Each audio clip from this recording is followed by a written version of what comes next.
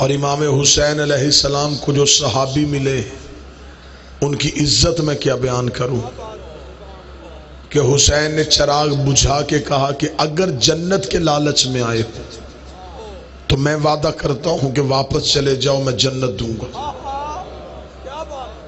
مجھے چھوڑو، اپنے وطن واپس جاؤ، میں تمہیں جنت کی ضمانت دیتا ہوں۔ مل گئی تھی جنت تو چلے جاتے، لیکن جب چراغ دوبارہ روشن ہوا تو تاریخ انسانیت نے پہلی بار یہ منظر دیکھا کہ 72 کی تلواریں اپنی ہی گردنوں پہ تھی۔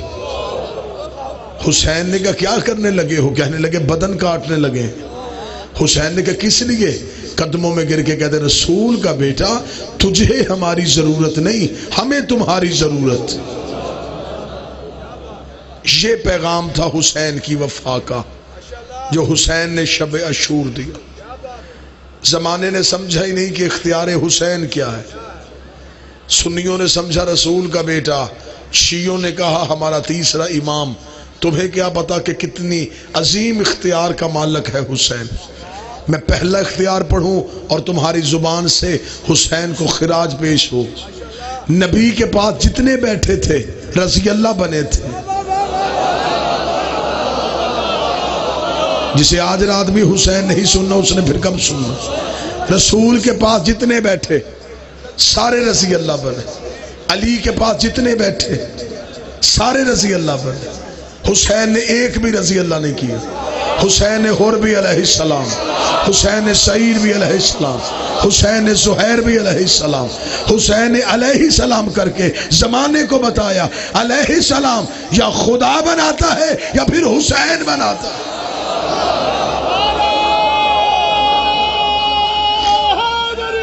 یاد آج بندے ہم سے سوال کرتے ہیں،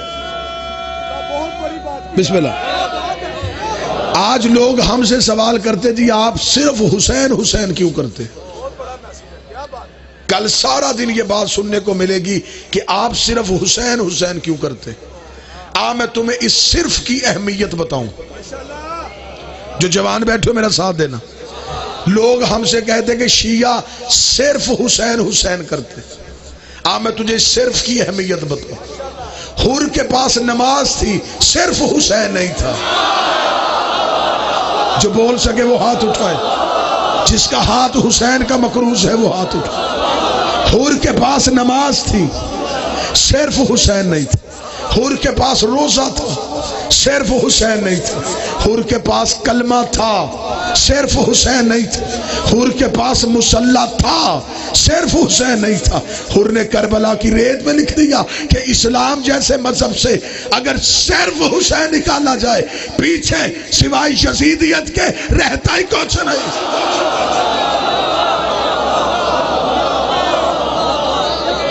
حسین صرف نہیں، حسین کل ہے۔ میرے اہل سنت بھائی، آپ بڑی قدر کی نگاہ سے ان صحابہ کو دیکھتے ہیں جنہیں نبی نے زندگی میں جنت میں جانے کی بشارت دی تھی۔ آپ نے انہیں عشرہ مبشرہ کے نام سے یاد کیا۔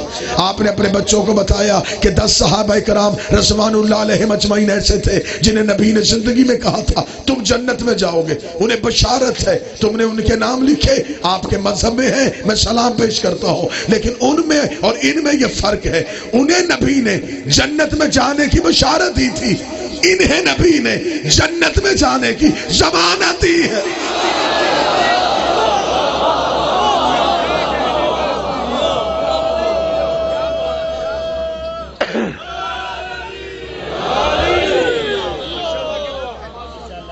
آج شب عاشور ہے، کل 10 محرم ہوگا۔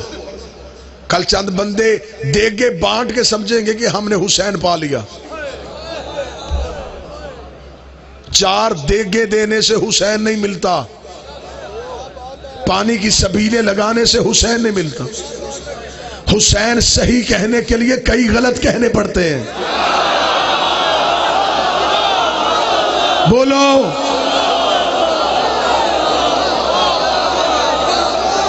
جو اٹھتا ہے وہ کہتا ہے جی میں مانتا ہوں حسین صحیح، صرف حسین صحیح نہیں، سارے حسین صحیح، صرف یزید غلط نہیں۔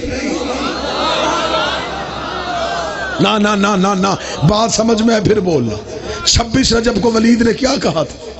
حسین یزید چاہتا ہے تو اس کی بیعت کرے، اور حسین نے کیا کہا تھا کہ میں بیعت نہیں کروں گا؟ نہیں، یہ جملہ ہے ہی نہیں۔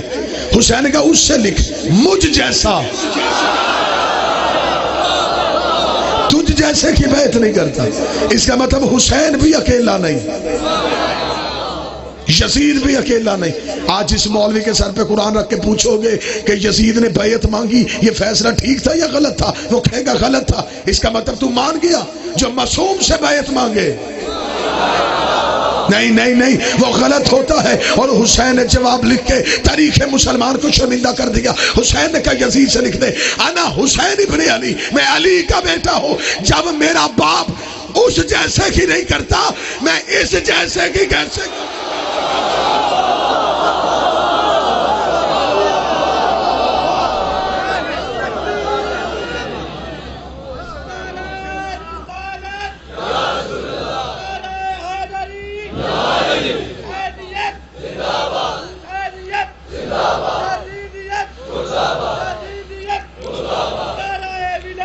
علی ولی اللہ، علی ولی اللہ، یا علی۔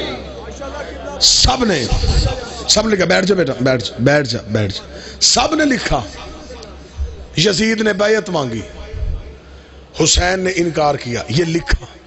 مجھے آج رات تاریخ کے کلیجے میں ہاتھ ڈال کے تمہیں حقیقت سنانی۔ میری آنکھیں ہیں مورخ کی آنکھوں پہ، مورخ نے تاریخ کو گونگا کیا ہوا ہے، اس نے تاریخ کے زبان بند کی ہوئی ہے۔ آؤ میں اس کی زبان کھولوں۔ تاریخ نے ہمیں بتایا کہ حسین نے انکار کیا، میں بیعت نہیں کروں گا۔ 72 ساتھیوں نے حسین کا ساتھ دیا، یہاں تک تاریخ آ گئی، آگے چپ ہو گئی۔ آگے چپ کیوں ہوئی؟ جگہ تیری مرضی کی، وقت تیری مرضی کا۔ میرا سنی بھائی آج مسجد میں آیا ہے، میں حسین کا ذاکر ہو کے کہتا ہوں، کل تو پھر مجھے مسجد میں بلا لے، 4 دن کے بعد اپنے ڈیرے پہ بلا لے، جگہ تیری مرضی کی ہوگی، میں وہاں آنے کے لیے تیار ہوں۔ کتابیں بھی تیرے مذہب کے لے کے آؤں گا۔ جن 72 نے انکار کیا تھا میں نام بتاؤں گا، ولدیت بتاؤں گا، قبیلہ بتاؤں گا، عمر بتاؤں گا، شجرے بتاؤں گا، میں 72 بتاؤں گا۔ تو صرف اتنا بتا جن لاکھوں نے بیعت کی وہ کون تھے؟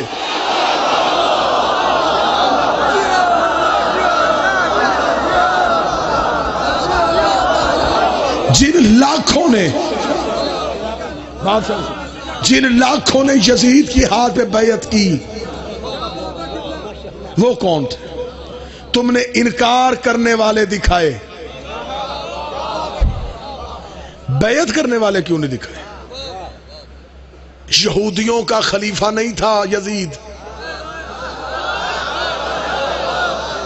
عیسائیوں کا خلیفہ نہیں تھا، مسلمانوں نے بیعت کر لی تھی، وہ مسلمان کہاں گئے؟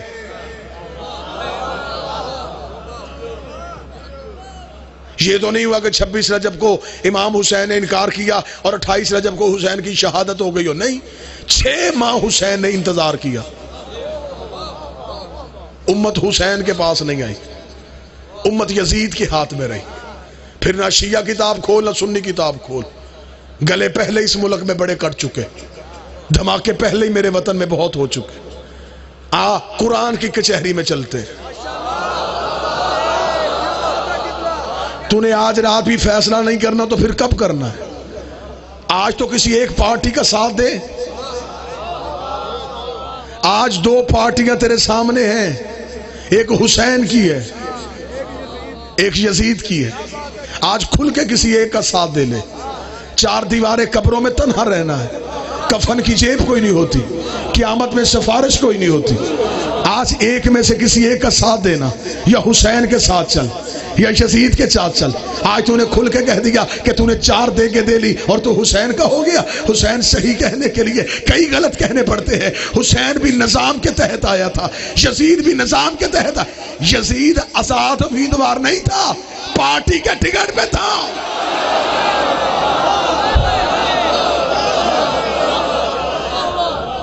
ان لاکھوں مسلمانوں نے جنہوں نے یزید کے ہاتھ پہ بیعت کی وہ کون تھے؟ وہ کون تھے؟ قرآن کی کچہری میں جا کے قرآن سے پوچھ، اس دور کے مسلمانوں نے یزید کے ہاتھ پہ بیعت کی تھی، بتا گنہگار ہوئے؟ قرآن کہتا نہیں، سورہ مومنون سے آواز آئی اگر مسلمان فاسق کے ہاتھ پہ بیعت کرے وہ کافر ہو جاتا ہے۔ تم مطمئن ہو کے بیٹھے اور میں نے طریق کا کلیجہ چیر دیا ہے۔ جنہوں نے مسلمان ہو کے فاسق کے ہاتھ پہ بیعت کی وہ ہو گئے قرآن کے اعتبار سے کافر۔ اس کا مطلب حسین کو مسلمانوں نے نہیں مارا۔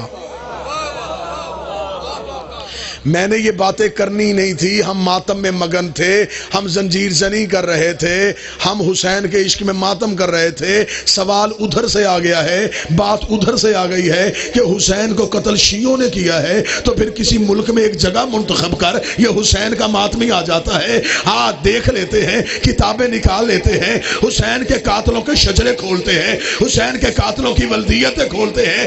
اگر میرے گھر سے نکلا میں لعنت کروں گا، تیرے گھر سے نکلا تو لعنت کرے۔ آؤ پھر شجرے کھولے، آؤ پھر انصاف کریں۔ کسی عام شخصیت کا قتل نہیں، کسی عام فرد کا قتل نہیں۔ اور میرے سنی بھائیوں، تمہارے نبی کے بیٹے کا قتل، جس کا کلمہ پڑھتے ہیں اس کا بیٹے کا قتل، ساتھ دو دونوں میں سے کسی ایک۔ قرآن کہتا ہے کہ جن مسلمانوں نے فاسق کے ہاتھ میں بیعت کی وہ کافر ہو گئے۔ میرے اللہ اگر آپ یہ دوبارہ مسلمان ہونا چاہے تو کیا حل ہے؟ خدا نے کہا ایک ہی حل ہے، یہ دوبارہ حجت کے پاس جائیں، اس کے ہاتھ میں دوبارہ بیعت کریں، جسے کہتے ہیں تجدید بیعت، ٹوٹی ہوئی بیعت کا دوبارہ ہونا۔ انہیں آنا تھا حسین کے پاس، حسین کربلا میں جا کے سو گیا۔ انہیں جانا تھا سجاد کے پاس، سجاد شام کے زندان میں چلا گیا۔ اب مولوی کے سر پہ قرآن رکھ کے پوچھ، 2 سال امت کافر رہی ہے کہ مسلمان رہی ہے؟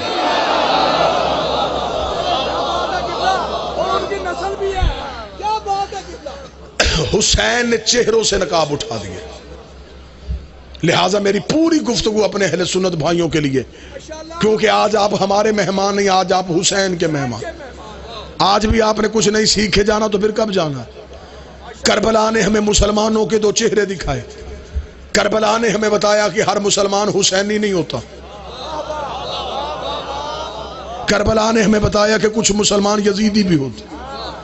یزید کی طرف بھی کلمہ تھا، حسین کی طرف بھی کلمہ تھا، نمازیں ادھر بھی تھی، نمازیں ادھر بھی تھی، اذانیں ادھر بھی تھی، اذانیں ادھر بھی تھی، داڑیاں ادھر بھی تھی، داڑیاں ادھر بھی تھی۔ پھر کیسے پتا چلے ان میں حق والے مسلمان کون، ان میں باطل والے مسلمان کون؟ پھر اللہ نے قرآن میں جو واقعات لکھے ہیں، جب حضرت ابراہیم کو آگ میں پھینکا جا رہا تھا تو ایک چھوٹا سا پرندہ اپنی چونچ میں پانی کا قطرہ لے کے آگ کے اوپر جا رہا تھا۔ پرندوں نے لوگ کے پوچھا تھا کہاں جا رہا ہے؟ اس نے کہا آگ بجھانے جا رہا ہوں۔ انہوں نے کہا یہ تو بہت لمبی چوڑی آگ ہے، تیرے قطرے سے نہیں بجھے گی۔ اس کا پتہ مجھے بھی ہے نہیں بجھے گی، لیکن کم از کم قطرے کو آگ میں پھینک کے اللہ کو گواہ بناؤں گا کہ میرا تعلق ابراہیم سے ہے، نمرودیوں سے نہیں ہے۔ اوے آج مجلس میں بیٹھ کے اللہ کو گواہ بنا، تیرا تعلق حسین سے ہے، یزیدیوں سے نہیں۔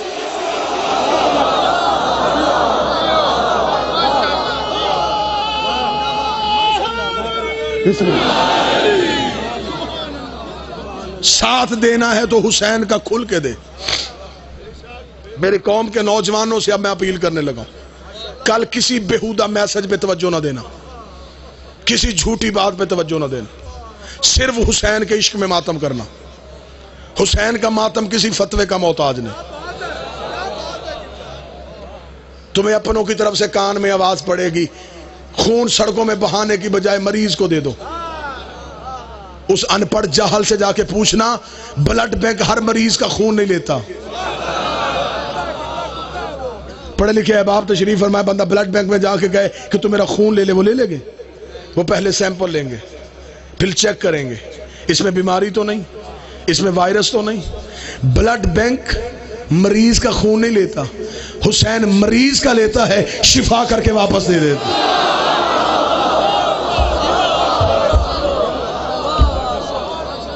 کل کھل کے لہو کا پرسا کرنا، کھل کے ماتم کرنا،